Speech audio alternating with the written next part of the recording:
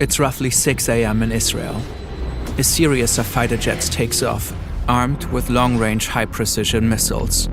According to CIA and Israeli intelligence, a significant portion of Iran's leadership has gathered here, in a compound in Tehran. Among them, Ayatollah Ali Khamenei, the country's supreme leader. 2 hours and 5 minutes after the jets took off, Israeli missiles strike the compound.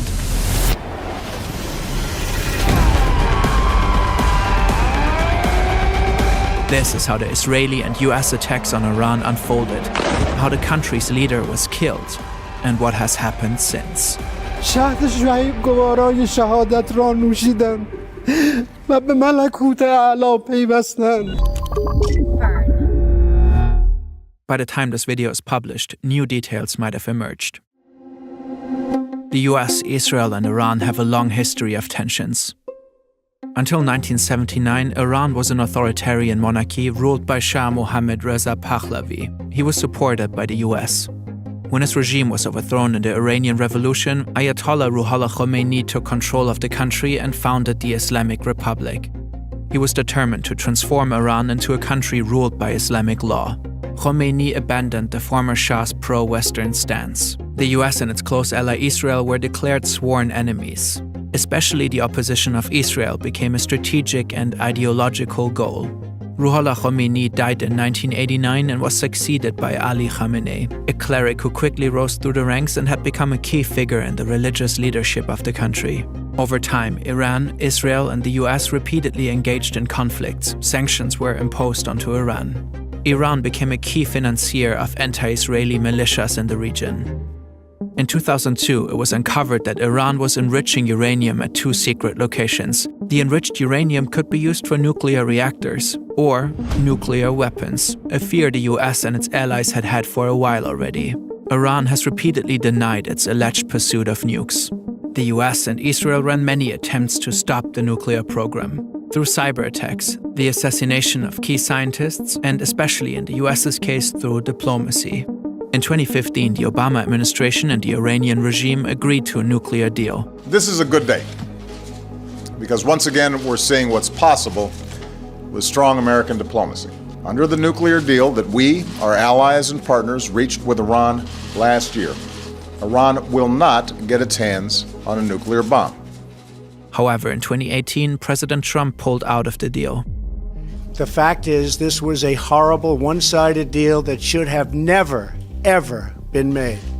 Ever since, relations have tensed up. In 2025, in the midst of new negotiations, Israel and the US launched a series of airstrikes on Iran using bunker-buster bombs. 3 Iranian nuclear sites were heavily damaged. In the same year, Iran plummeted further into an economic crisis. The currency crashed, food prices soared, people grew frustrated. By the end of 2025, mass demonstrations erupted across the country. Peaceful protesters and rioters called for the end of the Islamic Republic. Trump called for an uprising of the Iranian people against their government, saying help is on its way. But the regime brutally cracked down on the protests. It shut down the internet across the country. For days, little to no news made it out. In the end, thousands of people were killed. 50,000 reportedly got arrested. The US began to build up troops in the region, with Trump repeatedly threatening Iran. On Thursday, February 26, there was a last-ditch diplomatic effort between the 2 countries in Geneva. To no avail. Saturday, February 28, around 9:40 a.m. in Tehran, Iran's capital. This government compound is not far from Hur Square. It reportedly houses offices of the Iranian presidency, Iran's National Security Council, and the supreme leader.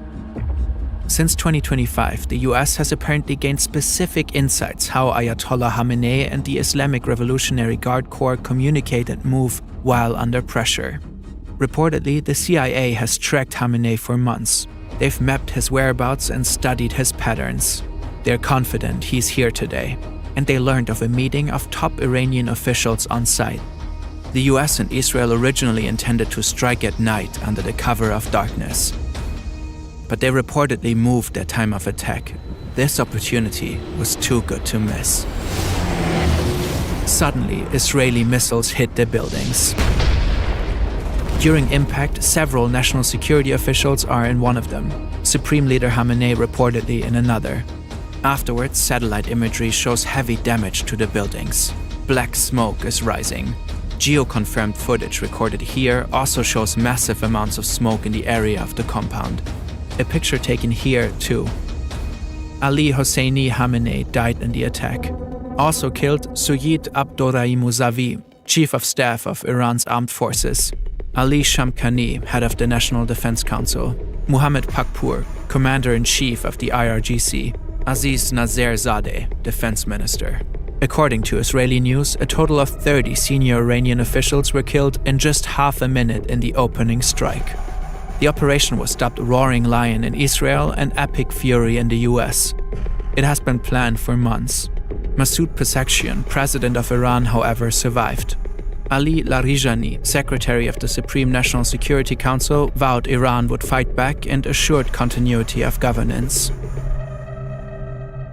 The strike on the government compound was just one part of the operation. Afterwards, Israel reportedly take out Iran's air defenses, especially around Tehran. In a third wave, Israel deploys roughly 200 fighter jets, bringing much of its air force into Iran. The goal is reportedly to destroy as many Iranian missiles as possible, as fast as possible. The US reportedly joins in about 30 minutes after the attack on Iran's leadership. According to the New York Times, their attacks focus primarily on targets in eastern Iran, far away from Israel.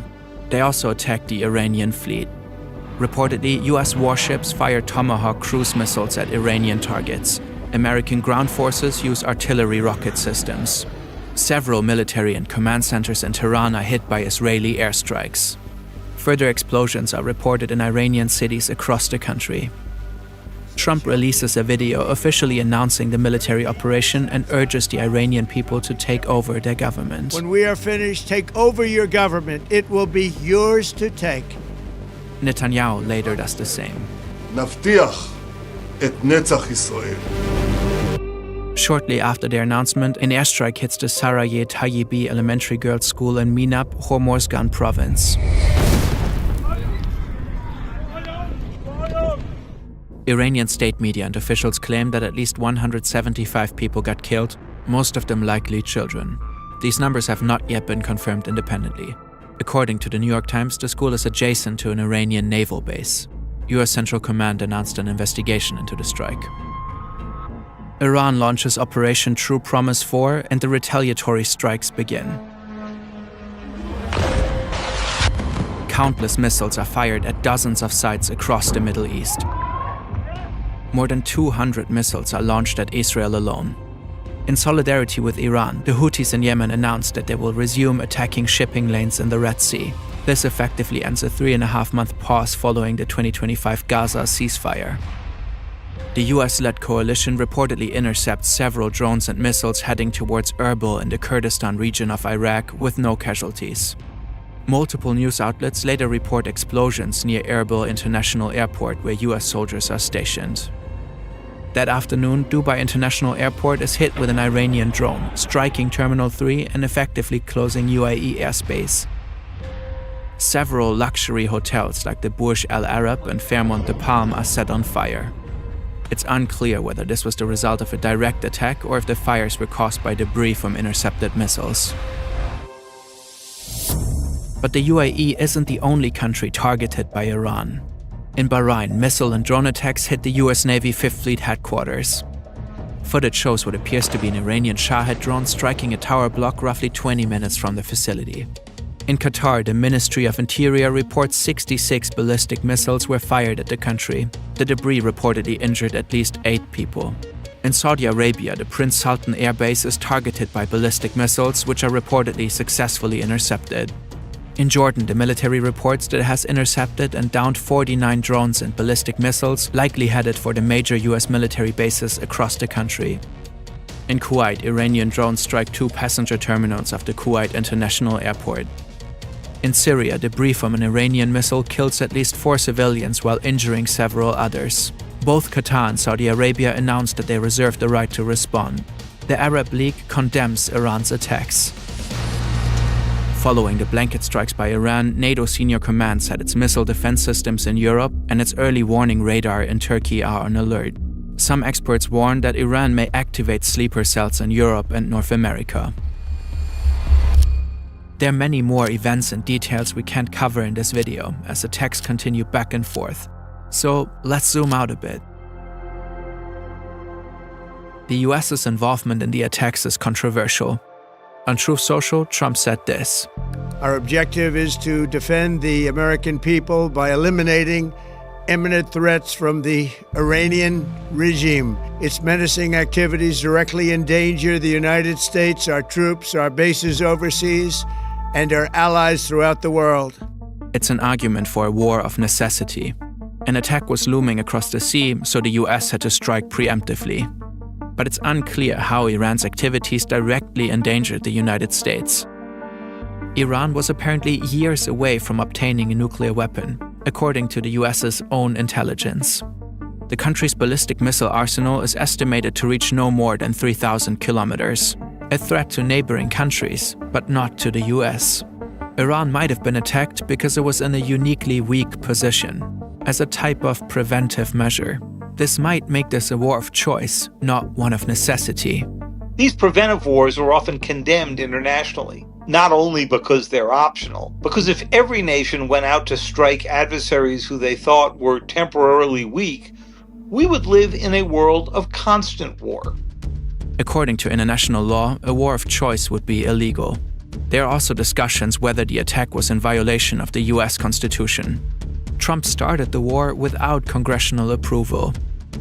Across the US and parts of the world, protests erupted, partly against the Iranian regime, partly against American involvement in the war. Oil prices have risen sharply. Experts warn of an impending global energy crisis because of the closure of the Strait of Hormuz. In Iran, people celebrate the death of Ayatollah Khamenei. Others are grieving. At this point, it remains unclear who will succeed him. For now, the regime formed a provisional government. It seems set on revenge and continues to strike Israeli and US bases. The exact number of deaths is hard to determine at this point. According to the US military, so far 3 American soldiers have been killed, with 5 seriously injured. According to Al Jazeera, 10 people have been killed in Israel, 3 in the UAE, 1 in Bahrain, 1 in Kuwait, 13 in Lebanon, and 2 in Iraq. The Iranian Red Crescent has reported that since the attacks, at least 555 people have been killed, with hundreds injured. According to the Times of Israel, these numbers do not differentiate between military and civilians. The situation is likely to escalate further in the upcoming days.